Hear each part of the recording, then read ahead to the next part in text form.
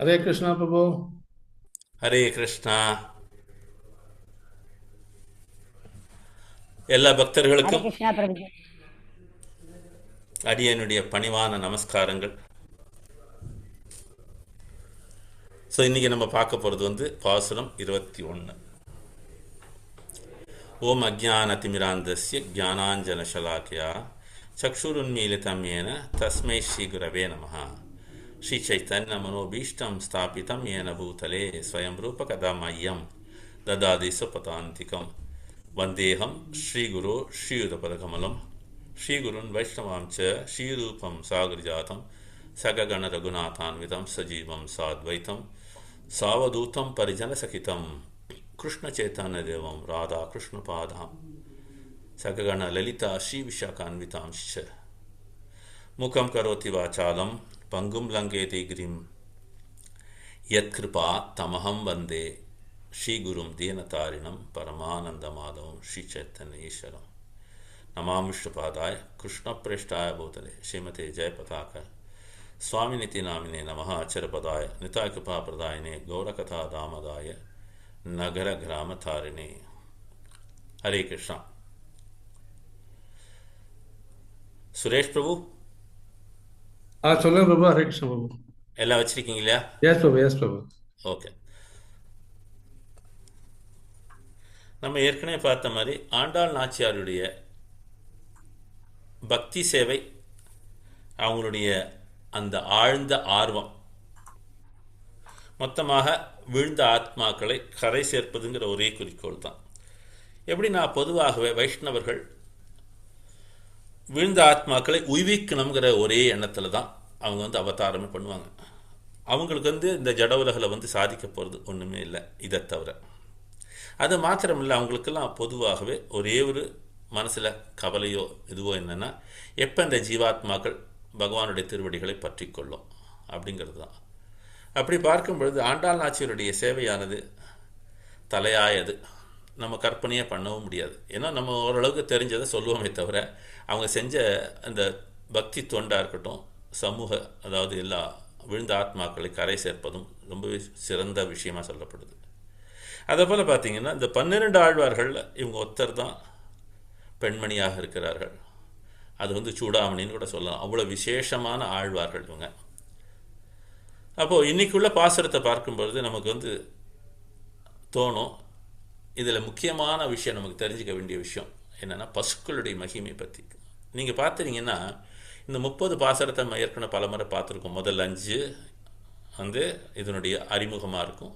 அதுக்கு அடுத்த 10 எல்லாரும் எழுப்புற மாதிரி இருக்கும். அதுக்கு அடுத்த 5 கோபாலருடைய, நந்தகோபாலருடைய மாளிகையில் எல்லாரும் எழுப்புற மாதிரி இருக்கும். இப்படி இதை போல் விதவிதமாக நம்ம சொல்லிக்கிட்டே போகலாம். கடைசி 5 பாசுரம் அந்த கொண்டாட்டம் முழுக்க இருக்கும். அதுக்கப்புறம் கடைசி பாசுரத்தில் ஆண்டாள் நாச்சியோட மகிமையை பற்றி சொல்லியிருப்பாங்க. இப்போ இப்படி பார்க்கும் பொழுது இதில் 30 பாசுரத்துலேயும் ஒரு விஷயத்தை அவங்க ஒரு பொழுதும் விட்டுருக்க மாட்டாங்க. அது என்னன்னு பார்த்தீங்கன்னா, பகவானுடைய திருநாமத்தை சொல்லுவதும் பாடுவதும் முக்கியத்துவம் கொண்டதாக இருக்கும். காரணம் என்னென்னா, கலியுகத்திற்கு எது வேணுங்கிறது அவங்க நன்னாவே தெரிஞ்சு வச்சு அதுக்கு தகுந்த மாதிரி தான் அவதாரம் எடுக்கிறாங்க. அதுக்கு தகுந்த மாதிரி தான் மக்களை கரை சேர்க்க வந்தாங்க. இப்போ பாகவத்தில் சொல்லப்படுறது அப்படின்னா, 12வது ஸ்கந்தம் இல்லை, 11 சொல்லப்படுது. நிமித் சக்கரவர்த்திக்கு உபதேசம் பண்ணக்கூடிய அந்த நவயோகேந்திராஸ் அவங்க ஒரு ஸ்லோகத்தில் சொல்கிறாங்க. எப்படின்னா, இந்த பக்தியானது இப்போ ஆரம்பித்தது எங்கேன்னா, திருநெல்வேலியில் இருக்கக்கூடிய தாமிரபரணி நதி. அப்போது பக்தி அங்கேருந்து உற்பத்தியாகி மேலே மேலே மேலே வந்துக்கிட்டே இருக்குது. இது வடக்கு நோக்கி வந்துட்டுருக்கு. பல இடங்களை ஆனந்தமாக எல்லாருமே பக்தி வெள்ளப்பெருக்கில் கொண்டு போகுது. அப்படி போயிட்டே இருக்கிறத மேலே மகாராஷ்டிரா போய் அதுக்கப்புறம் நேராக வடக்க பக்கம் போகலை. ஏன்னா வடக்க பக்கம் போகிறதுக்கு அவசியம் இல்லை. ஏன்னா பகவான் 2 பேருமே அங்கே தான் அவதரித்தாங்க. யார்? கிருஷ்ணனாக இருக்கட்டும், ராமனாக இருக்கட்டும். அதுக்கப்புறம் குஜராத் வரைக்கும் தான் போகுது. குஜராத்துக்குள்ளே போய் நின்றுட்டுது. அதனால் ஆண்டாள் நாச்சியாருடைய இந்த அருமையான விஷயத்தை நம்ம புரிஞ்சுக்கிறதுக்கு வேறொரு ஆணித்தரமான ஆதாரமும் இருக்குது. எப்படின்னா, திருநெல்வேலி, அதாவது தாமிரபரணி. அப்போது ஆண்டாள் நாச்சியாரோட இந்த ஒரு விசேஷத்தை பார்க்கும் பொழுது அவங்க என்ன பண்ணுறாங்கன்னா, நம்ம கௌடிய சம்பிரதாயத்தில் சொல்லக்கூடிய நாம ரூப லீலா குணா இந்த விஷயத்தை இருக பற்றி கொண்டு இதில் நிறைய விஷயங்களை ஆண்டாள் நாச்சியார் கொடுக்குறாங்க. அது மாத்திரமில்லை, இந்த நான் ஏற்கனவே சொன்ன மாதிரி நாமத்திற்கு அதிக மகிமை அப்படின்னா 30 பாசுரத்துலேயுமே இதில் இருக்கும். அதே போல் பார்த்தீங்கன்னா நம்மளுடைய பாகவத்தில் சொல்லப்படுறது எப்படின்னா, ஒரு ராஜான்னா 2 விஷயத்தை முக்கியமாக பாதுகாத்த ஆக வேண்டும். ஒன்று பசு, 2வது பிராமணர்கள், அதாவது அந்தணர்கள். அதனால தான் நம்ம அந்த ஸ்லோகம் சொல்லி நைவேத்தியம் பண்ணும்போது நமோ பிரம்மண்ய தேவாய கோ பிராமண ஹிதாயச்ச. அப்போ அவங்களுக்கு எல்லா விதமான ஹிதத்தையும் கொடுக்கணும், பசுக்கும் கொடுக்கணும், பிராமணர்களுக்கும் கொடுக்கணும். பசுக்கு எதுக்கு கொடுக்கணுங்கிறது நம்ம இப்போ முதல்ல தெரிஞ்சுப்போம். பசுக்கள் எப்படின்னா, பசுக்கள் இருந்தால் எல்லா விதமான செல்வங்களும் நிறைந்திருக்கிறது. காரணம் பசு நம்ம மகாலட்சுமியுடைய வடிவமாக கருதுகிறோம். அதே போல் அந்தணர்கள் எதுக்குன்னா சமூகத்தை வழி நடத்துவதற்கு.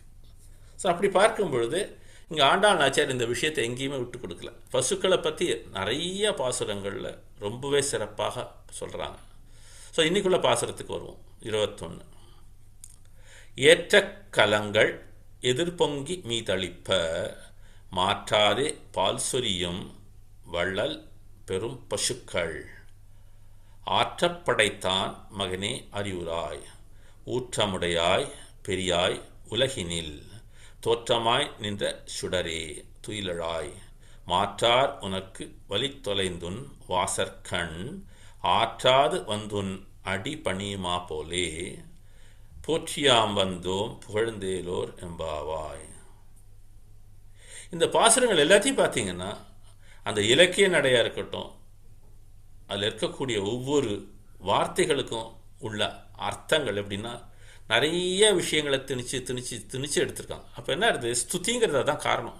ஏன்னா இதே போல் ஆச்சாரியர்கள், அவதார புருஷர் அவங்களாம் என்ன பண்ணுறாங்கன்னா ஒவ்வொரு வார்த்தையும் தேர்ந்தெடுத்து போடுறாங்க. நமக்கு ஸ்துதினா நமக்கு சொந்தமாக பண்ண தெரியாது. அதனால தான் ரொம்பவே சிறப்பான விஷயம் என்னென்னு நம்ம எப்பொழுதுமே ஆச்சாரியர்கள் செய்த துதிகளை திருப்பி பாடுறது தான் நல்லது.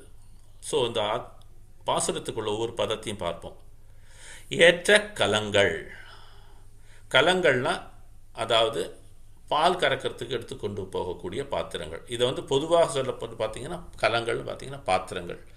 ஏற்ற கலங்கள் எதிர்பொங்கினா அதாவது அதில் பாலை விட விட பொங்கி பொங்கி பொங்கி மேலே வந்துக்கிட்டே இருக்கான். பொங்கி மீதளிப்ப பொங்கி வெளியில வழிஞ்சிருச்சு. எதனாலன்னா அந்த அளவுக்கு பசுக்கள் ஆனந்தமாக இருக்கிறது. மாற்றாதேன்னா எந்த விதமான மாற்றமும் இல்லாமல். இதெல்லாமே அத்தனையுமே யாரிடத்தில் இருக்குன்னா இந்த மொத்தமான இந்த நந்தகோபருடைய, அதாவது இந்த ஆயர்பாடியில் அவங்க எல்லாத்தையுமே அத்தனை பசுக்கள் இருக்கு. பால் சொரியம்னா பொதுவாக மழை பொழிந்தது அப்படிம்போம். அதே போல் பால் சொரியும்போம். அந்த சொரியம்னா என்ன, ஒரு அளவுக்கு மேலே கொடுக்கக்கூடியதான் பால் சொரியும். அந்த அளவுக்கு பாலை சொரிகிறது. எப்படிப்பட்ட பசுக்கள்னா வள்ளல் பெரும் பசுக்கள்.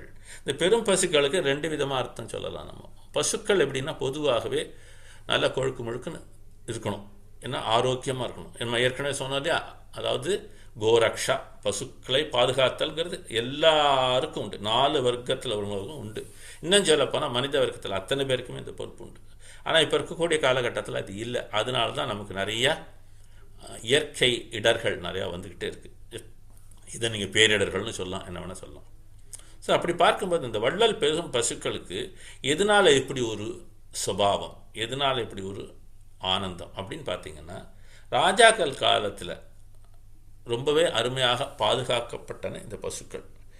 இப்போ பார்த்தீங்கன்னா பிரபுபாதருடைய நிறைய பொருளுரையில் பாகவத்தில் எழுதுவார், உலகத்தில் மக்கள் வாழ்வதற்கு 2 விஷயம்தான் தேவை அப்படிம்பார். ஒன்று பசுக்கள், 2 பூமி தேவி தாயார். காரணம் என்ன, நம்ம அன்றாடம் நமக்கு ஆரோக்கியத்தை கொடுக்கக்கூடியது பசுக்களுடைய பால் சம்பந்தப்பட்ட அனைத்து பொருள்களும். இதில் எந்த விதமான சந்தேகமும் கிடையாது. அது எந்த விதமான மருத்துவரும் இதை மறுத்து பேச முடியாது. மறுத்து பேசினார்னா அவர் ஒரு முட்டாளாக தான் இருக்க முடியும். இது எப்படின்னா, எந்த சூழ்நிலையுமே இந்த பாலுக்கு சம்பந்தப்பட்ட பொருட்கள் ஏதேனும் ஒரு வகையில் நமக்கு உள்ள இருக்கக்கூடிய அசௌகரியத்தையோ இல்லாட்டா ஒரு வியாதியை போக்கக்கூடிய சக்தி உள்ளது. அப்படி பார்க்கும் பொழுது பிரபுபாத் வந்து இதில் எழுதுறாரு, ஒரு பொருளுரையில் எழுதும் பொழுது என்ன சொல்றாருன்னா, இந்த பால், பசும்பால், அதில் வரக்கூடிய அந்த வெண்ணெய் இருக்கு பாருங்க, பசும் வெண்ணெய், பசு நெய், இது அனைத்துமே அப்படின்னா மூளையில் உள்ள திசுக்கள், என்ன மூளையில் உள்ள திசுக்களுக்கு வந்து அந்த அளவுக்கு மென்மை கொடுத்து அதை வந்து உயிரூட்டுகிறது. அப்போது பால், தயிர், நெய், அந்த பால் சம்மந்தப்பட்ட அனைத்து பொருள்களுமே யார் ஒருத்தர் தைரியமாக எல்லா வேலையும் எடுத்து நிறைய உபயோகிக்கிறாங்களோ அவங்களுக்கு வந்து ஞாபக சக்தி அதிகமாக இருக்கப்படும் சொல்லப்படுது. அதே போல் அறிவு கூர்மையும் இருக்கும் சொல்லப்படுது. அதனால தான் தயிருங்கிறது ரொம்ப முக்கியம். அன்றாடம் எல்லாருமே தயிரை சேர்த்துக்கணும். அடுத்தது, இப்படி இந்த பசுக்கள் வழங்கும் பொழுது எந்த அளவுக்கு அது சிறப்பாக சீரும் சிறப்பமாக கொண்டாடப்பட்டதுன்னு பார்த்தீங்கன்னா நமக்கு உதாரணமும் இருக்குது ஸ்ரீமத் பாகவதத்தில். எப்படின்னா யுதிஷ்டர் மகாராஜ் வந்து பொதுவாகவே நம்ம சொல்லுவோம் அரசாட்சியில் ரொம்பவே சிறந்தது யாருதுன்னா யுதிஷ்டர் மகாராஜ் தான். அதே போல் ராமச்சந்திரமூர்த்தியுடையதும் சொல்லுவோம். இப்போ அந்த யுதிஷ்டர் மகாராஜ் காலத்தில் ரொம்பவே சிறப்பாக கொண்டாடப்பட்டது என்னென்னா காமம் வவர்ஷ பர்ஜன்ய சர்வகாம துகாமகி அப்படின்னு ஒரு ஸ்லோகம் இருக்குது. எடுக்க முடியுமா சுரேஷ் பிரபு?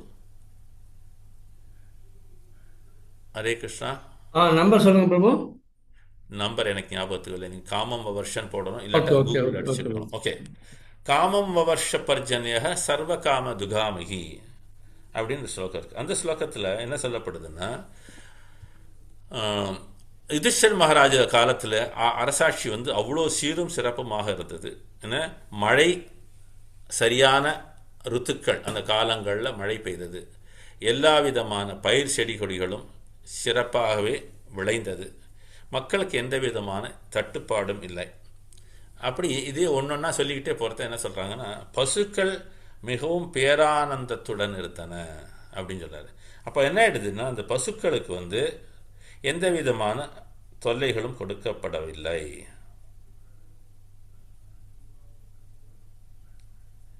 கிடைச்சுதா? இல்லைங்க பிரபு, யாராவது ஹெல்ப் பண்ணுங்களா ப்ளீஸ்?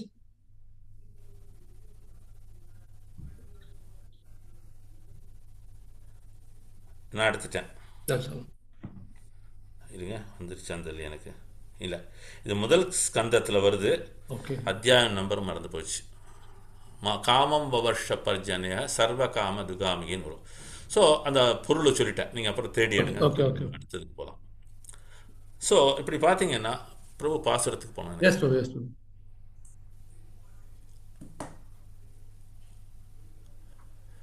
இதில் நம்ம ஆண்டாள் நாச்சியார் பாசுரத்துலையும் பார்த்துருக்கோம். என்ன நனைத்தல்லம் சேராக்கும், என்ன எல்லா வீட்டு வாசலும் மண் எல்லாமே மண்ணா இல்லை, எல்லாமே சேராயிடுது. அந்த ஸ்லோகத்திலும் அப்படி தான் சொல்லுவாங்க. காரணம் என்ன, இந்த பசுக்கள் வந்து அந்த அளவுக்கு பெரிய மடியை கொண்டது, அந்த அளவுக்கு நிறைய பாலை கொண்டது. அது என்னன்னா அந்த ஆனந்தத்தின் காரணமாக தன்னை அறியாமலே அந்த பாலெல்லாம் கீழே கொட்டிக்கிட்டே போகுதான். ஹரே கிருஷ்ண பிரபு. பாலெல்லாம் கொட்டுறதுனால எல்லா ஹரே கிருஷ்ண பிரபு. இது வந்து ஃபர்ஸ்ட் பூமிகளும் கேண்டோ, சேராகி விட்டது. ஃபர்ஸ்ட் கேண்டோ 10th என்ன சாப்டர் அர்த்தம்னா 4th ஸ்லோகம். பசுக்களுக்கு வந்து அந்த அளவு ஒரு மகிழ்ச்சியான சூழலை ஏற்படுத்தினார்கள். இப்போ நான் உதாரணம் சொல்றீங்க, இப்போ இருக்கக்கூடிய காலகட்டத்தில் நம்ம நிறைய பார்க்கிறோம். அதுவும் குறிப்பாக நான் சென்னைக்கு மாறினப்போ நிறைய கவனிக்கிறேன். ரொம்ப பரிதாபமான சூழ்நிலைகள், அதுக்கு அவ்வளோ இது, அது ரொம்ப நம்ம நிறைய பேச வேண்டாம். அப்போ இந்த பசுக்களை சிறப்பாக வைக்கும் பொழுது அது நிச்சயமாகவே பால் சொரியும் வள்ளல் பெரும் பசுக்களாக இருக்கும். மக்களும் எந்த விதமான தட்டுப்பாடும் இல்லாமல் ஆனந்தமாக வாழ முடியும். சரி, அடுத்தது போ. ஆற்றப்படைத்தான் மகனே அறிவுராய். ஆற்றப்படைத்தான் என்ன, எல்லா விதமான ஆற்றல்களும் அப்படின்னு ஒரு பொருள். படைத்தான் மகனே, அது மாத்திரமல்ல எல்லா வேதங்களும் சாஸ்திரங்களும் கொண்டாடக்கூடியவன் அப்படின்னு சொல்லப்படுறது. ஆற்றப்படைத்தான் மகனே அறிவுராய். அறிவுராய்ன்னு எதனால சொல்கிறாங்கன்னா பகவானை சொல்லும் பொழுது எழுந்திராய் சொல்லலாம், அறிவுராய் சொல்லலாம். ஏன்னா இதெல்லாமே அவனுக்கு வந்து ஒரு விதமான எழுப்புறத்துக்கு இருக்கக்கூடிய சுப்பிரபாதம் சொல்லுவாங்க, அதே போல் ஒரு பாடல். அடுத்தது ஊற்றமுடையாய் பெரியாய் உலகினில் 1:14. அது அப்புறம் போவோம். இப்போ இந்த பாசுரத்துக்கு முடிச்சிருவோம். அதில் அப்போது ஊற்றமுடையாய் பெரியாய் அப்படிங்கிறத, பெரியாய்னா என்ன அர்த்தம், அவனை தவிர யாருமே பெரியவர்கள் இல்லை. அப்போ என்னாச்சு, பிரபுபாத் என்ன சொல்கிறாரு, த சுப்ரீம் பர்சனாலிட்டி ஆஃப் காட்ஹெட்டுங்கிறார். அப்போ அவன் தான் முழு முதற் கடவுளுங்கிறதுல சின்ன கூட சந்தேகமும் ஐயமும் தேவையே இல்லை. ஏன்னா இது ஆண்டாள் நாச்சியார் என்ன சொல்கிறாங்க, நீ தான் முதல்வன், உலகினில் தோற்றமாய் நின்ற. இப்போ உலகுக்கு வெளிச்சகமாக இருக்கக்கூடியவன் அவனே. எப்படி சுடராக நின்றான். இப்போ துயிலழாய் திருப்பும் எழுந்துக்கோ அப்படிங்கிறாங்க. அப்புறம் மாற்றார் உனக்கு, மாற்றார்னா என்ன, எதிரிகள், உனக்குன்னா உன்னிடத்தில், வலி தொலைத்து, வலி தொலைத்துன்னு தன்னுடைய தோல்வியை ஒத்துக்கிட்டு என்ன பண்ணுறாங்க, அவங்க திரும்பி வராங்க. தொலைத்து உன் வாசற்கண் என்ன பண்ணுறாங்க, உன்னுடைய வாசலில் வந்து நிற்கிறாங்க. வாசற்கண் ஆற்றாது வந்து அடிபணிமா போலே. இப்போ நான் அவனுக்கு வந்து எல்லா விதமான திறன்களும் பறிக்கப்பட்டன. அப்போ என்ன பண்ணிடுறான், அவனுக்கு வந்து நாணம், அது மாத்திரமில்லை பணிவு எல்லாமே வந்துருச்சு. காரணம் என்ன, பகவானிடத்தில் தோற்றதால் அவனுடைய கர்வம் முழுமையாக அழிந்து விட்டது. அடிபணியுமா போலே உன்னுடைய திருவடிகளை பற்றி கொண்டார்கள். என்ன சொல்கிறாங்க, அடிபணியுமா போலே நாங்கள் எல்லாரும் போற்றியோம், நாங்கள் எல்லாம் உன்னுடைய புகழை பாட வந்தோம், புகழ்ந்தேலோர் எம்பாவாய். ஹரே கிருஷ்ணா. பிரபு மொழிபெயர்ப்புக்கு போயிடலாமா?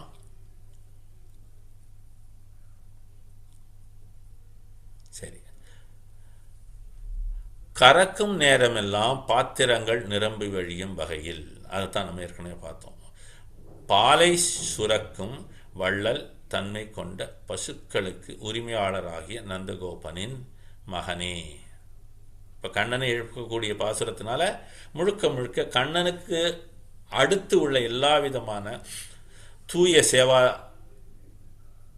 காரங்களை எல்லாரையுமே பாராட்டுகிறார்கள். காரணம் என்னென்னா, பொதுவாக நம்ம பார்த்துருக்கோம், பகவானை புகழ்வதற்கு முன்னாடி பகவானுடைய பக்தர்களை புகழ்ந்து விடுகிறோம். அதனால தான் என்ன பண்ணுறோம், இந்த வியாசாசனம், அதாவது இந்த உட்காந்து பேசக்கூடிய ஆசனத்தில் முதல்ல என்ன பண்ணுறோம், பகவானுக்குரிய தூய பக்தரும் அது மாத்திரமில்லை அவர்களுக்கு வந்து நம்மளுடைய வழிகாட்டியாகவும் என்ன மந்திரம் எடுத்து கொடுத்த குருவாகவும் நம்ம வந்து முழுமையாக அவரை புகழ் பாடிவிட்டு பின்ன கண்ணனுடைய புகழை பாட ஆரம்பிக்கிறோம். அப்போ என்னென்னா, தகுதி எப்படி கிடைக்கிறதுனா, இது வழியாக கிடைக்கிறது, பரம்பரையாக.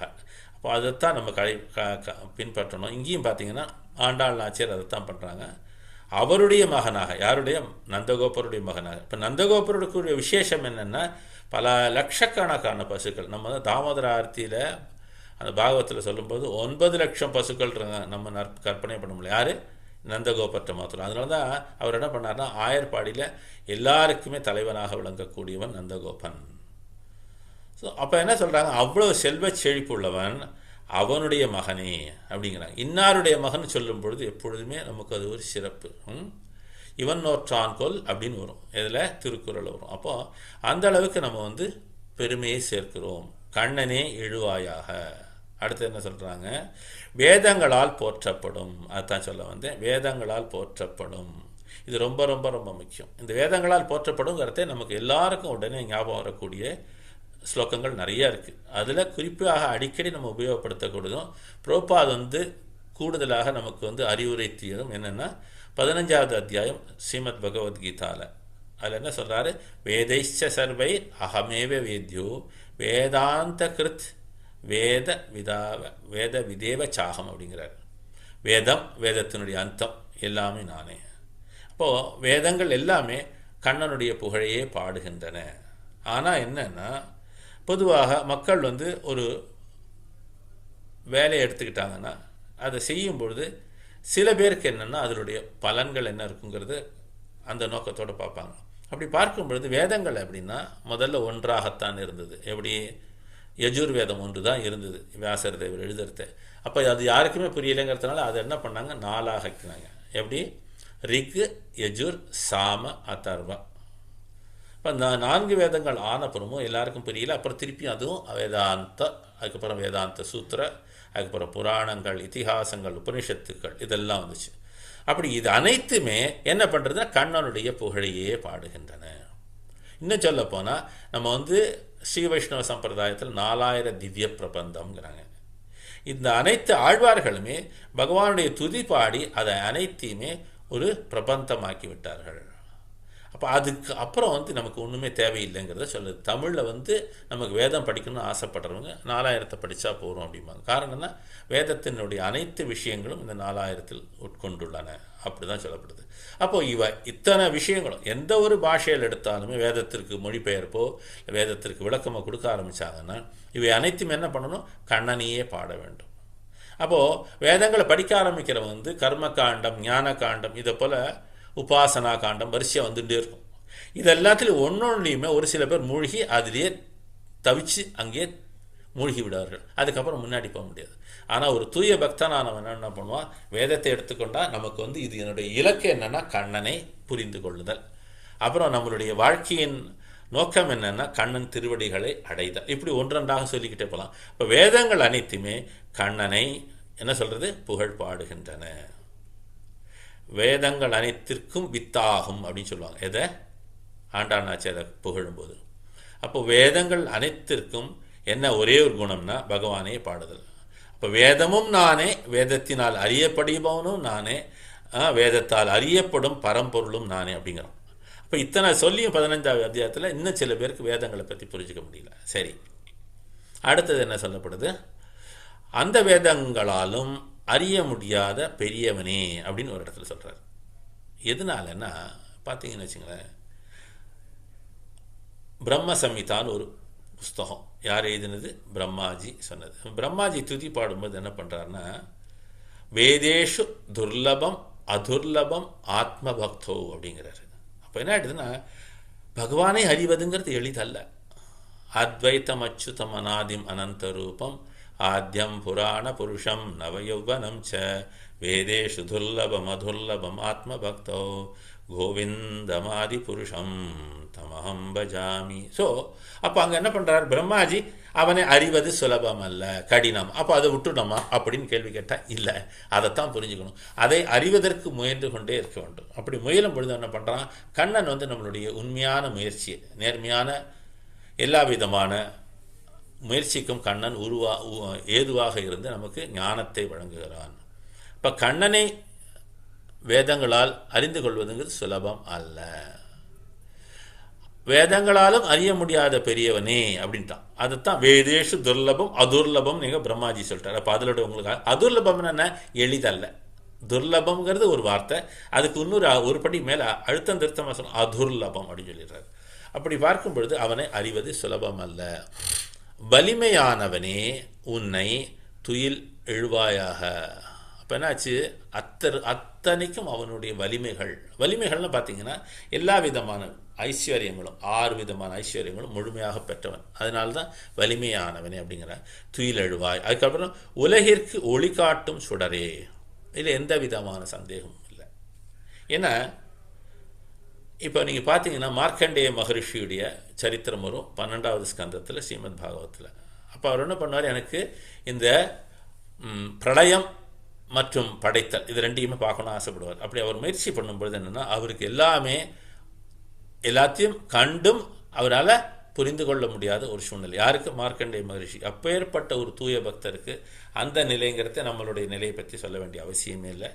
அப்போ என்ன பண்ணுறாருன்னா அதுலேருந்து வெளிவரும் பொழுது ஒரு பிரகாசமான ஒளி வருது. நல்லா ஞாபகம் வச்சுங்க. எப்படின்னா அந்த பிரளயம் வந்த உடனே இருட்டுக்குள்ளே போயிட்டார் அந்த மார்க்கண்டேய மகரிஷி. அந்த குறிப்பிட்ட காலம் முடிஞ்ச உடனே அடுத்தது பகவானுடைய சங்கல்பம், அதாவது பகவானுடைய விருப்பத்தை வெளிப்படுத்துறதுக்கு என்ன பண்ணுறது? பகவானுடைய சக்தியானது படைத்தலை தொடங்குகிறது. அப்படி படைத்தல் தொடங்கும் பொழுது அதில் வரக்கூடிய நீரோட்டத்தில் ஒரு பிரகாசமான ஒரு குழந்தை தெரிகிறது. அந்த குழந்தையுடைய பிரகாசம்தான் உலகத்திற்கு வெளிச்சம் கொடுக்கிறது. அதுதான் அவர் என்ன சொல்கிறாருன்னா மார்க்கண்டேய மகரிஷி துதி பாடும்போது நம்ம அடிக்கடி நம்ம எல்லா இடத்துலையும் பார்த்துருக்கோம் அந்த ஸ்லோகங்களும். கராரவிந்தேன பதாரவிந்தம் முகாரவிந்தே வினிவேஷயந்தம் வட்டஸ்ய பத்ரஸ்ய புட்டேஷயானம் பாலம் முகுந்தம் மனசா ஸ்மராமி. அந்த பிரகாசமான ஆளிலே வரக்கூடிய அந்த கண்ணன் அவனுடைய பாத திருவடிகளிலிருந்து ஒரு விரலை அவனுடைய முகாரவிந்தம் அவனுடைய தாமரை போன்ற முகத்தில் அவனுடைய தாமரை போன்ற உதட்டில் அவன் என்ன பண்ணுறான்? தன்னுடைய தாமரை போன்ற கரங்களால் எடுத்து சுவைக்கிறான். அப்பேற்பட்ட முகுந்தனை நான் எப்பொழுதும் நினைவு கூற வேண்டும்னு பிரார்த்திக்கிறாங்க. அப்போ என்ன அடுத்தது ஒளி காட்டும் சுடரே அப்படிங்கிறார். அடுத்து என்ன சொல்றாரு? எதிர்த்தவர்கள் எல்லாம் மாற்றான் வலிமை இழந்து வலி தொலைந்துன்னு வரும். வலி தொலைந்துங்கிறது வந்து சிகுள் நடை. அது விளக்கம் எழுதுறது வலிமையை இழந்து உன் வாசல் உன் பாதத்தில். அப்போ என்னாச்சு? இவங்க எல்லாருமே தோற்று போன ஒரே காரணத்தினால அவருடைய அடி பணிகிறார்கள். அப்படி அடி பணியும் பொழுது என்ன ஆயிடுதுன்னா அவங்க அத்தனை பேருமே காத்து கிடக்கிறார்கள். இதில் என்ன பொருள்னா நல்லா புரிஞ்சுக்கோங்க. இது வந்து அரசர்கள் தோற்று போகிறது ஒரு புறம் இருக்கட்டும், அரசர்கள் வந்து காத்திருப்பது ஒரு புறம் இருக்கட்டும். நம்ம சாதாரண மனிதர்கள் ஏன்னா இந்த பௌதீக சாகரத்தில், அதாவது இந்த சம்சார சாகரத்தில் சிக்கி தவிக்கும் பொழுது இதுலேருந்து விடுபட வாய்ப்பே இல்லை. அப்போ நம்ம என்ன பண்ணுறோம்? ஒத்துக்கிறோம் நம்மளுடைய தோல்வி. என்ன தோல்வியை ஒத்துக்கிறோம்? அதாவது படைப்பின் ஆரம்பத்தில் எல்லா ஜீவாத்மாக்களும் நான் வந்து தனியாக இருக்கணும், நானும் வந்து எல்லா விதமான சுகபோகங்களை அனுபவிக்கணும் இந்த ஜீவாத்மா சிந்திக்கிறது. அப்போ என்ன சொல்கிறாரு பகவான்? அப்படியானால் ஆகட்டும் அப்படின்ட்டார். எல்லாத்துக்குமே பகவான் வரம் அளிக்கக்கூடியவர் தான். அதனால தான் அவரை வரதராஜன் சொல்கிறோம். அப்பேற்பட்டவன் என்ன பண்ணுறான்? சுதந்திரத்தை வழங்கியிருக்கிறான். அது மாத்திரமல்ல, தனியாகவும் இயங்குவதற்கு சில வழிவகைகள் செய்கிறான். அதான் தடஸ்த சக்தி. ஆனால் அந்த தடஸ்த சக்தியானது பகவானுடைய பகிரங்க சக்தியில் வந்து முன்னாடி வந்து தோற்று போயிடுச்சு. புரியுதா? நல்லா கவனிச்சுங்க. அங்கே ராஜாக்களை சொல்கிறோம், இங்கே வந்து ஒரு ஜீவாத்மாவை சொல்கிறோம். அப்போ என்ன ஆகிடுது? அது வந்து தோற்று பகவானுடைய பகிரங்க சக்தியில் தோற்று போன உடனே என்ன பண்ணுது? பகவானுடைய பாதங்களையே பற்றி கொள்ளுது. எதனாலனா அந்த பகவானுடைய பகிரங்க சக்தியை இதால் வெல்ல முடியாது. அதைத்தான் கீதையில் என்ன சொல்லுவான்? ஞாபகம் வச்சுக்கணும். தெய்வீஹேஷா குணமயி மம மாயா துரத்தியா மாமேவையே பிரபத்யந்தே மாயாமேதாம் தரந்திதே. அப்போ அந்த வந்து எப்போ வந்து மாமேவையே பிரபத்யந்தே, என்னிடத்தில் மாத்திரம் சரண் புகுந்தால் இந்த மாயை வெல்ல முடியும்ட்டார். இப்போ புரியுதா? இந்த இடத்துல இந்த ராஜாக்கள் எல்லாமே அவங்க வந்து கர்வத்தின் காரணமாக வலிமை வாய்ந்தவர்கள் நினைச்சாங்க. ஆனால் முன்னாடி ஆண்டாள் நினைச்சார் சொல்லுங்க, எல்லாம் வல்ல வலிமையானவன்ட்டார். முடிஞ்சு போச்சு. அப்போ இவன் என்ன பண்ணுறான்? தோற்று அவனுடைய திருவடிகளை பற்றி கொள்ளுகிறான். அதே தான் நமக்கு, வேற வழியே இல்லை. இது உதாரணம் வந்து ஒரு அரசனை கொடுக்கப்பட்டு அவன் தோற்றது அப்படிங்கிறது புராணங்கள் நிறைய லீலைகள் இருக்கு. ஆனால் இதை வந்து நம்ம இப்படியும் பொருள் கொள்ளணும். எப்படி பொருள் கொள்ளணும்? நம்ம ஜீவாத்மானவன் இந்த கர்வத்தை விட்டு அவனுடைய திருவடிகளை பற்றி கொள்ளணும். அப்போ என்ன ஆகும்? காத்து கிடந்து, இந்த காத்து கிடந்துங்கிற வார்த்தைக்கு நிறைய விஷயங்கள் சொல்லிக்கிட்டே போகலாம். அதான் சொன்னேன், இந்த ஒவ்வொரு பாசுரத்துக்கும் விளக்கம் சொல்ல ஆரம்பித்தா எல்லையே இல்லை. இந்த காத்து கிடந்துங்கிறத உடனே நமக்கு சடக்குன்னு ஞாபகம் வரக்கூடியது 10வது ஸ்கந்தத்தில் 14வது அத்தியாயத்தில் பிரம்மாஜி சொல்கிறது. என்ன சொல்கிறாரு? எப்பொழுதுமே தத்தே அனுகம்பாம் அப்படிங்கிற ஸ்லோகம். அந்த ஸ்லோகத்தில் என்ன சொல்கிறாருன்னா, காத்திருக்க வேண்டும். ஏன்னா துன்பங்களும் இன்னல்களும் அடுக்கடுக்காக வந்து கொண்டிருக்கும். ஆனால் ஒரு பக்தனானவன் பகவானுடைய திருவடிகளை பற்றி கொள்ளக்கூடியவன் எல்லா விதமான இந்த அலை மோதுது பாருங்க, இதிலெல்லாம் நமக்கு ஒரே ஒரு உதவியாக இருக்கக்கூடிய அந்த கண்ணன் தான். இதை வந்து பார்த்தீங்கன்னா கிருஷ்ண பக்தி இயக்கத்தில் ஒரு சித்திரம் வரைஞ்சிருப்பாங்க, ரொம்ப அருமையாக இருக்கும். பெரிய ஒரு கடல், அதில் ஒரு மனுஷன் தடுமாறுவான், தடுமாறுவான், அவன் கையை தூக்கி முயற்சி பண்ணுவான். இப்போ பகவான் வந்து அவனுக்கு அருள் புரியறதுக்கு கை கொடுத்து தூக்குவான். இதை விட ஒருத்தன் எவனாக இருக்க முடியும்? கருணை வாய்ந்தவன். அப்போது இந்த இடத்துல நமக்கு வந்து காத்து கிடந்து அப்படிங்கிறது நல்ல ஞாபகம் வச்சுங்க. அந்த பிரம்மாவுடைய தத்தே அனுகம்பாம்ங்கிற ஸ்லோகம் மிகவும் பொருத்தமான விஷயம். இதே போல் பார்த்தீங்கன்னா 10வது அத்தியாயத்தில் சதுர்ஸ்லோகி பகவத்கீதாலையும் இதே அனுகம்பாம் வரும். அந்த அனுகம்பாம்ங்கிறது என்ன அர்த்தம்னா, பகவானுடைய விசேஷமான கருணை. இந்த விசேஷமான கருணைக்கு என்ன பண்ணுனா, நம்ம வந்து விசேஷமாக பகவானை மகிழ்வித்திருக்க வேண்டும். காரணம் என்ன? கர்வத்தில் போயிட்டோம். அந்த கர்வத்தை அடக்கி அவனுடைய திருவடிகளில் உன்னுடைய பாதங்களை பணிகிறேன் அப்படிங்கிறோம், சமர்ப்பிக்கிறேன்ற எண்ணம் வரும். அப்போ என்ன ஆகும்? அந்த காத்து கிடக்கும் பொழுது பகவான் என்ன பண்ணுறான்? இந்த ஜீவாத்மாவானது எல்லா வகையிலும் பொறுமையை கையாளுகிறது, எல்லா வகையிலும் என்னுடைய அருளுக்கு பாத்திரமாகிறது அப்படிங்கிறான். அப்போ என்ன பண்ணுறான்? காத்து கிடப்பது போல வார்த்தை வருது, நாங்களும் உங்கள் திருவடிகளை புகழ்ந்து பாட காத்திருக்கிறோம். நிஜமாக சொல்கிறேன், ஆண்டாள் நாச்சியாரப்பல் இந்த பாசுரங்கள் எழுதுறதா இருக்கட்டும், அது உள்ள பொருள்கள் அடங்கி இருப்பதும் நமக்கு வந்து இந்த இன்னமும் சொல்கிறேங்க, இந்த ஆண்டாள் பாசுரங்களில் உள்ள பொருள்களை நம்ம அனுபவிக்கிறோம். என்ன கிருஷ்ண அனுபவம், சந்தேகமே இல்லை. ஆனால் வந்து நம்ம வந்து உண்மையான அளவில் அவங்க என்ன சொல்ல வந்தாங்கிறது நம்மளால் உண்மையாக அனுபவிக்க முடியறதில்லை. காரணம் நம்மளுடைய சூழல்கள். இன்னும் எவ்வளவோ சொல்லி இன்னும் பிரமாதமான விளக்கங்களும் சொல்ல முடியுதில்லை. நம்ம சொல்லக்கூடியது வந்து 5% 10% இருக்கும். எனக்கு பகவானுடைய புகழ்கள் அப்புறம் பகவானுடைய விசேஷமான குணங்களை இவங்க வர்ணிக்கும் போது பல விதமான கருத்துக்களோடு தான் எடுத்து சொல்கிறாங்க. சரி, அப்பேற்பட்ட வேண்டுகோளை ஏற்பாயாக அப்படின்ட்டாங்க. சரி, இப்போ இந்த விளக்கங்களை பார்க்கறதுக்கு முன்னாடி பிரபு எஸ் பிரபு. இன்னைக்குள்ள ஸ்லோகங்கள் எடுத்தீங்கன்னா தேவையில்ல. அந்த பாகவத ஸ்லோகம் தானே பிரபு? ஆமாம். எஸ் பிரபு.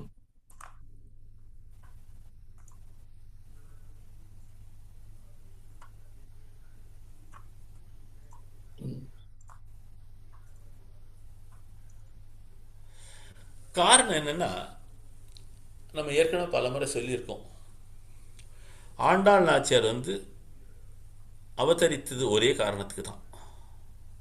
ஏன்னா நம்ம பலமுறை இந்த விஷயத்தையும் சொல்லியிருக்கோம், பகவானுடைய அவதாரமானது முழுக்க முழுக்க வட இந்தியாவில் இருந்தது. அப்போ ஒரு சில பேர் சொல்லுவாங்க, அப்போ தென்னிந்தியாவுக்கு என்னங்கிறதுக்கு, இந்தியான்னு சொல்கிறத விட பாரதம் சொல்லிக்கலாம்.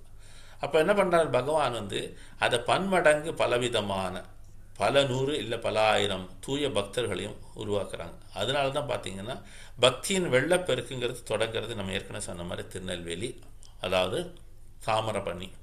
அந்த ஸ்லோகத்தோட நம்பர் எனக்கு ஞாபகத்துக்கு இல்லை. இது வந்து 500 ஸ்லோகா புக்கில் இருக்கும். தாமோதர் பிரபு கூட எடுக்கலாம். பிரபு இது தெரியுதுங்களா பிரபு? இப்போ இந்த வந்துருச்சு. சரி, இது வந்து ஸ்ரீமத் பாகவதம் ஸ்கந்தம் வந்து 10, அத்தியாயம் வந்து 63. கிருஷ்ணனுக்கும் பாணாசுரனுக்கும் நடக்கக்கூடிய யுத்தம். இந்த ஸ்லோகத்தினுடைய எண் வந்து 22. இந்த கதையோட ஒரு பின்னணியை பார்த்துட்டு அப்புறம் போகலாம் கூட. அதாவது பாணாசுரனுக்கு ஒரு மகள் இருந்தால். இந்த பாணாசுரன் யாருன்னா விரோச்சனன், அவனுடைய ஒரு புள்ள, அசுரர் வம்சத்தில் உள்ளவன். இவன் வந்து ஒரு தீவிரமான சிவபக்தன். இவனுக்கு ஒரு அழகான பெண்மணி இருந்தால் உஷான்னு சொல்லிட்டு. அந்த உஷாக்கு ஒரு தோழி இருந்தால் அந்த தோழியானவள் அவளும் தலை சிறந்தவள். இந்த உஷாக்கு வந்து ஒரு பகவானுடைய அம்சம் பொருந்திய அனிருத்தன் அப்படிங்கிறவன் மேலே ஒரு காதல் எழுந்தது. அப்போ அந்த தோழியானவள் இந்த படத்தை வரைஞ்சி காமிச்சிக்கிட்டே இவராங்கிறா. அப்போ கடைசியில் என்ன ஆகிடுத்து, அந்த சித்திரம் வரைஞ்சி கொண்டு வந்துட்டாங்க. யார் இடத்துல? அந்த அனிருத்தன்கிற சித்திரத்தை கொண்டு வந்துட்டாங்க. அப்புறம் அவங்க அந்த தோழி என்ன பண்ணுறாங்க, அவங்களுக்கு நிறைய மாய சக்திகளும் உண்டு. அவங்க என்ன பண்ணுறாங்க, உஷாட்ட சொல்லாங்க, நீ கவலைப்படாத, நான் இவனை கொண்டு வந்து உங்கள்கிட்ட சேர்க்குறேன் அப்படின்னு சொல்லிவிட்டு. இவன் என்ன பண்ணுறா, துவாரகைக்கு போகிறா. அனிருத்தனும் ரொம்பவே உஷா இடத்துல மையல் கொண்டிருந்தான். அப்போ என்ன பண்ணுறான், அவனை கொண்டு வந்து இங்கே சேர்த்துட்டான். சேர்த்த அப்புறம் என்னென்னா அவங்க 2 பேரும் ஆனந்தமாக இருக்கிறார்கள். அப்படி இருக்கும் பொழுது அவனுடைய தந்தை, உஷாவுடைய தந்தையாகிய பாணாசுரனுக்கு விவரம் தெரிஞ்சிச்சு. உடனே அவனை சிறைப்படுத்தி விட்டான். ஸோ இந்த விஷயத்தை வந்து கிருஷ்ணனும் பலராமனும் அறிந்து கொண்டார்கள். அவங்க என்ன பண்ணுறாங்க, நேராக வந்து மரியாதையாக கேட்குறாங்க. மரியாதையாக கொடுக்கல, ஏன்னா அசுரர்களோட சுபாவம் அதானே. அப்போ போது யுத்தம் மூண்டதில் எப்படின்னா பல ஆயிரம் வருஷங்கள் சொல்கிறாங்க. அந்த அளவுக்கு இந்த பாணாசுரனுக்கு சக்தி இருந்தான். ஏன்னா கைகள் வந்து பல ஆயிரம் கைகளும், அவ்வளோ சக்தி வாய்ந்தவன். இவனுடைய தோல்வி கொஞ்சம் கொஞ்சமாக நிகழும் பொழுது இவனுக்கு வந்து உதவி செய்வதற்கு என்ன பண்ணுறாரு, மகாதேவன் வந்துட்டார். இந்த யுத்தங்களை பார்த்தீங்கன்னா வேடிக்கையாக இருக்கும். முதல்ல வந்து சிவனுடைய ஜுரம்னு சொல்லுவாங்க, வெப்பத்தை கொடுக்கக்கூடியது. அப்புறம் கிருஷ்ண ஜுரம் வரும். கிருஷ்ண ஜுரம் வந்து அவங்களுடைய ஜுரத்தை முழுமையாக அணைத்து விடும். அது போல் ஸ்லோகங்கள் எல்லாமே இருக்கிற ரொம்ப அருமையாக இருக்கும். மொத்தத்தில் என்ன, இந்த பாணாசுரனுடைய எல்லா கரங்களும் அறுக்கப்பட்டன. அவன் வந்து கிட்டத்தட்ட மடிந்து போகக்கூடிய சூழ்நிலைக்கு வந்துட்டான். ஆனால் கிருஷ்ணன் என்ன சொல்கிறான், உன்னை இப்படி செய்ய மாட்டேன், உன்னை விட்டு கொடுத்துருவேன் அப்படிங்கிறான். அப்படி சொல்லும் பொழுது என்னென்னா இந்த ஸ்லோகம் வருது, இந்த அர்த்தம் பார்ப்போம். வித்ரா விதே பூதகணே ஸ்வரஸ்து த்ரிசிராஸ்திரிபாத் அப்யாதாவத் தாசார்ஹம் தஹன் இவ திசோ தசன்னு வரணும், திசோ தச. சரி, மொழிபெயர்ப்பு. சிவபெருமானின் ஆதரவாளர்கள் விரட்டியடிக்கப்பட்ட பின் 3 தலைகளும் 3 பாதங்களும் கொண்ட சிவஜ்வரம் பகவான் கிருஷ்ணனை தாக்க முன்னோக்கி சென்றார். இவ்வாறு நெருங்கிய சிவஜ்வரம் 10 திசைகளில் உள்ள அனைத்தையும் எரித்து விடுவது போல் காணப்பட்டார். அடுத்தது, அத நாராயண தேவ தம் திருஷ்ட்வா வியஸ்ருஜஸ் ஜ்வரம் மாபஹேஸ்வரோ வைஷ்ணவஸ்ச யுயுதா தே ஜ்வராத் உபௌ. இங்கே என்ன சொல்கிறார் பாருங்க, வெப்ப வடிவான அந்த ஆயுதம் வருவதைக் கண்ட பகவான் கிருஷ்ணன் தம் சொந்த ஆயுதமாகிய விஷ்ணு ஜ்வரத்தை ஏவிவிட்டார். இவ்விதமாக சிவஜரமும் விஷ்ணு ஜரமும் ஒருவரொரு எதிர்கொள்ள யுத்தம் மூண்டது. மகேஸ்வர சமாரந்தன் வைஷ்ணவேன பலர்திதः அபலத்வா பயம் அந்யத்ர பீதோ மகேஷ் வதோஜ்வரः சரணார்த்தி ஹ்ரிஷிகேஷம் துஷ்டாவ பிரயதாஞ்சலி. விஷ்ணு ஜுவரத்தின் பலத்தினால் துன்புறுத்தப்பட்ட சிவஜுவரம் வலி தொலைத்தது, வலி பொறுக்காதது, கதறியது. ஆனால் எங்கும் புகலிடம் காணாமல் பீதி அடைந்த சிவஜ்வரம் புலன்களின் அதிபதியாகிய ரிஷிகேஷன் ஸ்லோகம் வருது பார்த்தீங்களா, பகவான் ஸ்ரீகிருஷ்ணனின் புகலிடத்தை பெறும் நம்பிக்கையுடன் அவரை அணுகினார். இவ்வாறாக கூப்பிய கரங்களுடன் அவர் பகவானை போற்றத் துவங்கினார். அப்போ என்ன ஆயிடுதுன்னா, மொத்தத்தில் இந்த ஸ்லோகத்தினுடைய சாரம் என்னன்னா, தோற்று உன்னுடைய வாசற்கண் கடை பற்றி, இதான் இதனுடைய அர்த்தங்க. ஹரே கிருஷ்ணா. இதோட நிறுத்திக்கிறேன், மணி எடுத்து வர நிறையா சொல்லிக்கிட்டே போகலாம். ஆனந்தமான ஒரு விஷயம்.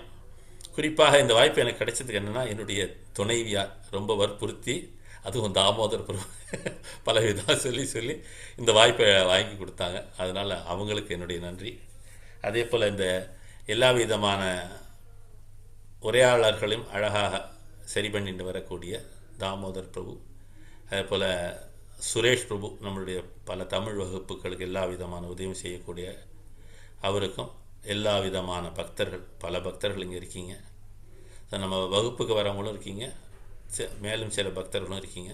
உங்கள் அனைவருக்கும் என்னுடைய தலையாய நன்றியை தெரிவித்துக் கொள்கிறேன். கிரந்த்ரா ஸ்ரீமத் பாகவதம் கி ஜாய், ஜகத்குரு ஸ்ரீல பிரபுபாத் கி ஜாய், ஸ்ரீ திருப்பாவை கி ஜாய், ஆண்டாள் நாச்சியார் கி ஜாய். யாராவது கருத்துக்களோ ஏதாவது பதிலோ இருந்ததுன்னா சொல்லலாம், சந்தேகங்கள் இருந்தாலும். அது நேரம் இல்லை,